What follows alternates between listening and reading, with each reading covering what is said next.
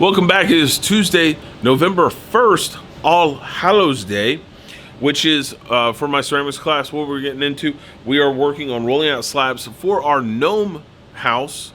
You're putting in texture mats today. What are the texture mats? Those are those orange things that have the different textures on one side. You're going to lay that down using a wooden rib, this tool.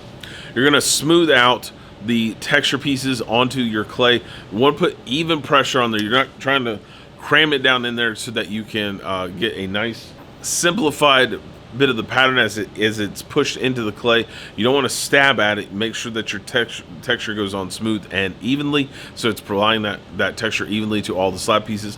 Once you've got those slab pieces done with the textures in them, go ahead and start cutting out the pieces. I've shown some layouts in a video of how I'm laying out the different shapes that I'm going to be adding together. Reason that you're doing that today is because they need to firm up just a little bit. So when you wrap up the pieces today at the end of class, make sure that it is wrapped up, but not super tight.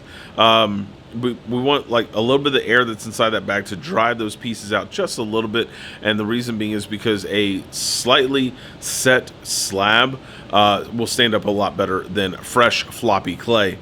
So make sure that they're dried out just a little bit, and you know, if you roll them at the beginning of the period, by the end of the period they should be started to get set up. One other caveat I needed to do is when you flip your piece over, we have my handy dandy little cutting tools. You're going to cut a bevel on all four sides so that when we add those pieces together, you're working at those 245s, lots of slip to fill in between, and those are going to join together a lot smoother, a lot easier, because you've already cut those things apart. You don't want to cut these the next day because it just doesn't work as easily. That's the main reason. So take care of all those pieces, take care of all those slab sections, and I will see you guys next class. Until then, later guys.